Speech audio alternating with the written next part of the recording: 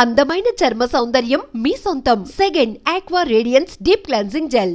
ఇంత బ్రిలియంట్ గా హ్యాండిల్ చేసిన రామ్ జగదీష్ గారి గురించి కూడా నిజంగా మాట్లాడాలి అండి సార్. బ్రహ్మాండం. చాలా తెలివి. చాలా కూలు. Hmm. తనకేం కావాలో చాలా కూల్గా హ్యాపీగా, అసలు ఎక్కడా నాకు తెలిసి హడావుడి పడింది ఎక్కడా లేదు. Hmm. చాలా కూల్గా తనకి, అంటే ఆల్రెడీ ఆయన సినిమా రాసుకునేటప్పుడే చూసేసాడు. Hmm. 1.5 years 2 years చెప్తున్నారు సారు. Yeah. ఆయన చూసేసాడు సినిమాని. ఈ హిట్ని మనం ఇప్పుడు చూస్తున్నాం, ఆయన అప్పుడే చూశాడు. Hmm. చూసేసి ఏ క్యారెక్టర్ ఎవరైతే బాగుంటుంది, ఏమేం చేస్తే బాగుంటుంది, ఎంతవరకు చేస్తే బాగుంటుంది. ఇప్పుడు ఇందులో డ్యూయెట్లు కానీ ఫైట్స్ కానీ ఏం లేకుండా ఒక సినిమాని ఒక చిన్న లైన్ అట్ట పట్టుకొని దీని మీద రావడం అనేది చాలా టాలెంట్గా. కానీ ఇంకొక విషయం అనేది కూడా పర్టికులర్గా మాట్లాడుకోవాలి సార్. సార్ ఎప్పుడైనా కానీ ఒక మన ఇంటి అమ్మాయిని ఎవరన్నా ప్రేమిస్తున్నారు అనేటప్పటికీ అది వైలెంట్ గా చూపించే విధానం అనేది మనం చూసాం. అవును, ఒక్క రక్తపు చుక్క అనేది కూడా పడకుండా డీల్ ఫైట్ చేసిన విధానం. అవును. వా, అది నార్మల్ సినిమాలో ఫైట్ ఉంది అంటే అది నేను వాడిని రోషన్ని కొట్టేది అదే ఫైట్. ఆ ఇంటి దగ్గర ఆ ఇంటి ఎప్పుడైతే దగ్గర మీరు తీసుకెళ్తూ ఉంటారో. మగపతి వారి మీదకి వస్తుంటే యా. ఏంట్రని అని వాడి మీద అదే ఫైట్ నాకు తెలిసి. ఓకే, మరి ఆ ఫైట్ కంపోజ్ చేసింది ఎవరు సార్? మీరేనా? డైరెక్టర్ గారు 2 బేకన్ అన్నాడు. యా. ఓకే సార్, ఈ మూవీకి మీకు వచ్చిన గుర్తింపు కానీ సార్. సో అంతా దట్ వాస్ డిఫరెంట్. కాకపోతే మీ ప్రయాణం ఇప్పుడు అప్పుడు మొదలైంది కదా సార్? ఎప్పుడో మొదలైంది. అవునండి, ఎప్పుడు మొదలైంది సార్? ఇంచుమించు 2007 అండి. ఓకే. మన మరుదురు రాజా గారు ఆయన 150 సినిమాలకు, అప్పటికి 150 సినిమాల దాకా మోర్ దెన్ రాసున్నాడు. Writer. రైటింగ్ రాసున్నాడు. ఆయన ఒకే ఒక సినిమా చేశాడు, ఇంక చేయనని కూడా చెప్పాడు నాకు. చాలా మంది చేయను, ఒక సినిమా చాలు అన్నాడు. దాంట్లో చేశాను నేను. ఓకే. దాంట్లో అధ్యక్ష అనే అందరికి వందనాలని ఆ మూవీ అది. దాంట్లో తీసుకున్నాడు ఆయన. నేను వెళ్ళి అడిగాను, అన్న ఎట్లా, అప్పుడు చాలా అంటే ఒక చిన్న వయసు, నేను చేయాలనుకుంటున్నాను సినిమాలు అంటే అని చెప్పి మంచి క్యారెక్టర్ ఇచ్చాడు ఫస్ట్ సినిమా. ఈ ఇండస్ట్రీ సైడ్ రావడానికి యాక్చువల్గా మిమ్మల్ని ప్రోత్సహించింది కానీ లేకపోతే ఇంట్రెస్ట్ ఎవరైనా ఉన్నారా లేకపోతే ఎట్లా? ఏం లేదండి, చిన్నప్పటి నుంచి సినిమాలు అంటే ఇష్టం. నేను చెప్పాను, లాస్ట్ ఇంటర్వ్యూలో కూడా చెప్పాను, బడికి పోకుండా గుడికి పోయిన రోజులు ఉన్నాయి నాకు. గుడి అంటే నాకు సినిమా. బడికి పోకుండా గుడికి పోయి ఉన్నాను. సినిమా అంటే అదొక ఇన్బిల్ట్ చెప్పొచ్చు లేదో, స్కూల్ ఎగ్గొట్టి వెళ్ళామంటే ఇప్పుడున్న పిల్లలు మళ్ళీ ఇదవుతారు. సినిమా అంటే ఇష్టంగా ఉండేది. ఆ సినిమా మీద వచ్చిన తర్వాత ఆ సినిమా గురించి మాట్లాడుకునే టాపిక్ కానీ, లేకపోతే సినిమా ఇలా కాకపోతే ఇలా కదా అనేది. కానీ ఇక్కడికి వచ్చిన తెలిసింది ఎన్ని కష్టాలు ఉంటాయి. అంటే ఏది స్క్రిప్ట్ వైజ్గా కానీ, లేకపోతే డైరెక్షన్ డిపార్ట్మెంట్, అంటే మనం అక్కడ కూర్చొని సినిమా ఎట్ట కాదు అట్లా తీయాలనేదో మనం మాటలు వదిలేసుకుంటాం మాటలు. కానీ అది చాలా కష్టమైన విషయం అండి. అందులో కోర్టు లాంటి మూవీని హ్యాండిల్ చేయటం, అలాంటి స్క్రిప్ట్ తయారు చేసుకొని చాలా సున్నితమైన అంశం అండి అది. ఏమాత్రం పోక్స్ యాక్ట్ అనేది అటు ఇటుగా, అంటే ఆ యాక్ట్ గురించి కొంచెం అటు ఇటు అయినా కానీ సినిమా ఇబ్బంది పడిపోద్ది. రైట్. ఎక్కడ అసలు చాలా ధైర్యంగా ఆ విషయమే చాలా ధైర్యంగా జగదీష్ గారు కానీ నాని గారు కానీ సినిమా నడిపించారు. ఎక్కడ డ్రాప్ కాదండి సినిమా, ఎక్కడా లేదు అస్సలు. కానీ ఇన్ఫాక్ట్ చెప్పాలంటే ఆ లవ్ స్టోరీ అనేది ఒక రకంగా కొంతమందికి, అంటే ఆ ఏజ్ లో ఉన్న చూసే యూత్ కి అది క్యూట్ గా అనిపించచ్చు, ఇంకొంతమందికి ఏంటిది అని కూడా కొన్ని అనిపించదు. కానీ ఆ తర్వాత స్టార్ట్ అవుతుంది చూడండి సార్, అందరికీ నచ్చే యూనివర్సల్ పాయింట్ లాగా అయిపోయింది. నాకు తెలిసి జనరేషన్కి ఒక లవ్ స్టోరీ వచ్చిందండి. అప్పుడు సీతాకోచులకి ఒకటి, రైట్, ఇంకొంచెం తర్వాత నువ్వే కావాలని, లేకపోతే కొన్ని, అంటే ఒక జనరేషన్కి ఇది, జనరేషన్కి ఇది ఇక ఇంకో 10-15 సంవత్సరాలు గుర్తుండిపోద్ది ఇట్లానే ఈ సినిమా.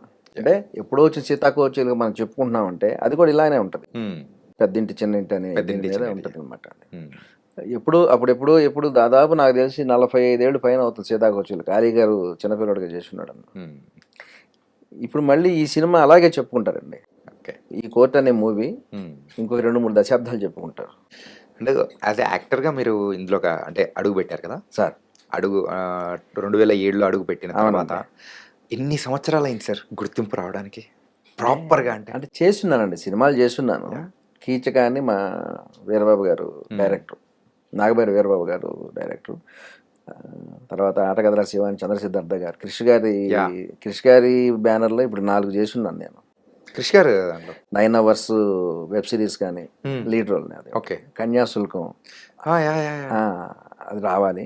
అరేబియన్ కడలి ఇప్పుడు ఘాటీ చేస్తున్నారు. రేపు నెల 18 ఘాటీ రిలీజ్ ఉంది, అనుష్క గారిది.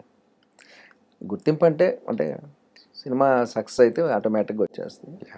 కానీ మనం ఎంతసేపు ఉన్నాం అనేది కాదు, ఒక అవునండి. మంచి గుర్తింపు పడే ఒక ఒక character. ఫ్రేమ్ చాలు సార్, ఆ, గుర్తింపు రావడానికి ఒక ఫ్రేమ్. ఇంతకు ఘాటి విశేషాలు ఏంటి సార్? ఘాటి చాలా బాగా వస్తుందండి. అంటే అనుష్క గారిని ఇప్పుడు దాకా మనం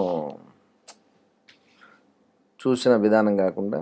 మేమైతే అనుష్క గారిని ఇప్పటి వరకు ఒక హీరోయిన్ గా, అవునండి, అండ్ అరుంధతిలో ఉన్న అవును. రోల్ ఇప్పటికీ ఎప్పటికీ మర్చిపోలేని అరుంధతి, క్యారెక్టర్. బాహుబలి ఇట్లాంటి క్యారెక్టర్లు కాకుండా డిఫరెంట్గా ఉంటుంది ఘాటి అనే సినిమా.